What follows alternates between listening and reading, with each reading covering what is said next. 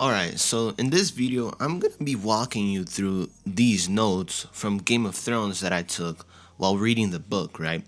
I've heard about Game of Thrones. I didn't watch the series. I heard that thing was trash. So I'm here reading the book and I actually really like it. So I've been taking some notes and now I want to share them with you. So you guys get some techniques, some writing narrative techniques that I'll be extracting from this content, right? This masterpiece. Just so you get an idea, this prologue introduces three characters without even describing them, and you still get them. That's crazy. And also, later, there's a wording trick that literally manufactures hope in horror scenes. So let's just get into this. When you first start reading Game of Thrones, I got the deluxe edition. You'll notice that the character's looks isn't specifically introduced or isn't told to your face straight away. Royce, Will, and Garrett, and that's actually genius writing, in my opinion. If I were to summarize this really fast, it'd be three guys. They go to find dead bodies. Three of them split up. One stays, and then one of them climbs up a tree. One of them gets ambushed by weird creatures, and then what happens later is undead grab, right? That's basically briefly what it is. Okay, I got a summary here. I'm just gonna read this off to you, okay? So it basically goes briefly. The prologue got us introduced to the tone of the story, very well written.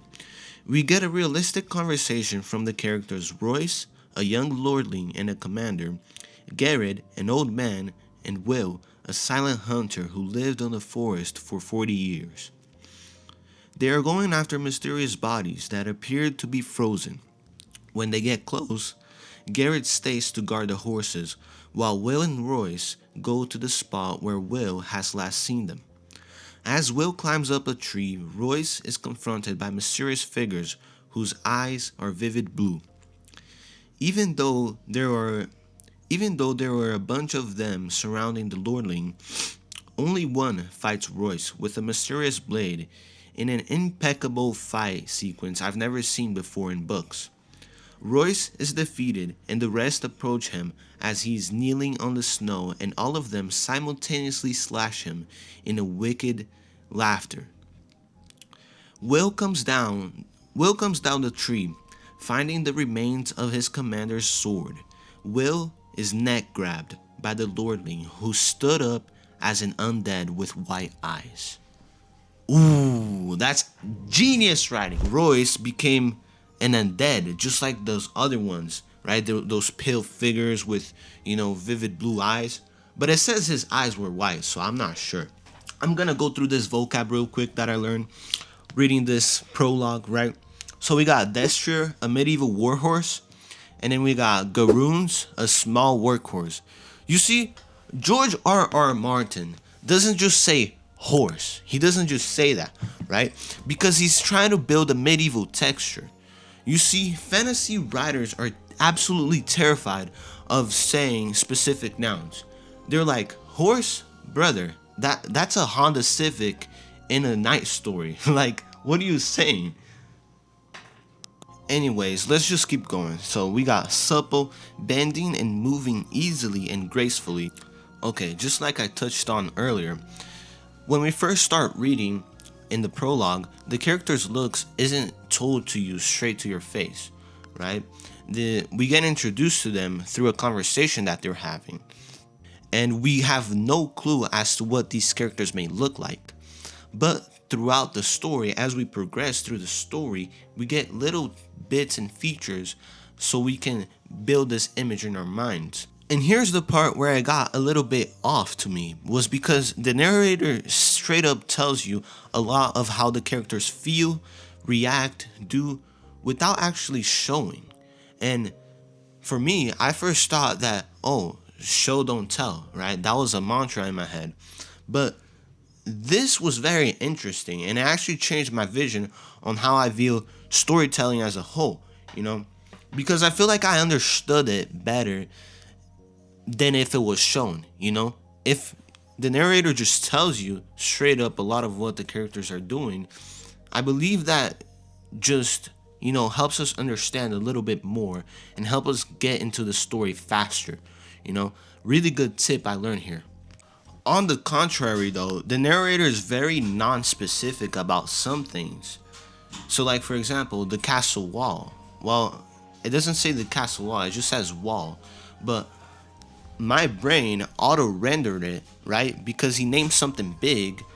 And so my brain auto rendered it, and it was like, okay, this might be a castle wall because we're talking about medieval stuff, and you get what I'm saying? So that's very genius.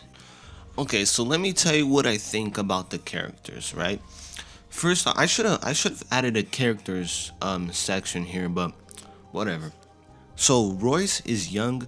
He has cruel sarcasm, and he flexes his status, and he's a status flexer. Garrett is just old. He's practical. He has some forest experience. Will, he's lived most of his life inside the wall, but he's very patient and a quiet observer. I think this comprehension is very well due to the narration here. You know, telling some specific things help us with clarity about what the characters do are, about learning more about the characters. And it helps pick up the pace faster in the intro of the story. While as being non-specific about things helps us, engage with our own minds to fill out the gaps, right? And it's very strategic storytelling. Because people may say, "Oh, it's laziness," he's not telling enough, he's telling too much. But I view it as very intelligent. So in this quote right here, the narrator is basically just flirting with the reader's curiosity. That's very cool to see the interaction between the narrator and the reader. Nice. Really charismatic, and so I'm down to reading more. Very genius. Okay, what else? Oh, spicy, archaic, and salt here. Much cleaner than modern swears for real. This is the word that I actually wanted to touch on. Is that unmanned is crazy though. Like that's basically uninstalling somebody's masculinity pack. That's insane. But that's a better word than just saying bitch. Brother, my computer just shut down. Okay, so here's your payoff from earlier. I don't got the full quote here, so I gotta open this book up. But it's very smart. Okay? I choose you, nature beast. Yu-Gi-Oh is fire, by the way. So I finally found the quote after 3 hours. I don't know why I didn't quote this very well, but it was on page 9, and it goes. No, this isn't it. Cut. Sir Waymar. I don't know how to say his name. Neymar, Waymar. I think it's Waymar. Waymer may have felt the cold that came with them, but he never saw them, never heard them. Will had to call out. It was his duty and his death if he did. It's basically suspenseful, right? It'd be his death if he did call it out to Royce to help Royce. Of course he didn't, but the reason why this is cool is that it creates a micro hope bubble for Will. Because if he did, there is a chance, maybe, you know. But this hope, it just makes dread sharper. It just makes dread sharper because it can be taken away. You know what I'm saying? It's not guaranteed. It can be taken away. That's basically psychological terrorism in just 3 words. If he did. So here's your 3 key takeaways from these notes. And I hope this helps you guys apply this to your creative writing as a whole, you know. So here we see that George R. Martin introduces characters via friction. So dialogue, attitude, status, that's the main 3, you know. Secondly, the narrator's voice guides as engine. It serves as an engine. So it tells you strategically and it asks vague questions or rhetorical questions. Like that one where I'll put it on the screen right there. And the atmosphere is rhythm plus senses, right? So flowy description, sound stacking, and controlled vagueness, like that wall, that really creates that atmosphere. And this prologue right here, it's not a plot, it's a contract. It promises this world is cold, unfair, and supernatural. And I can't wait to see what the next chapter is about.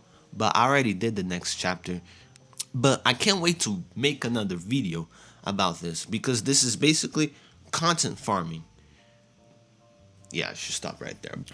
Thanks for watching. Stay creative and God bless.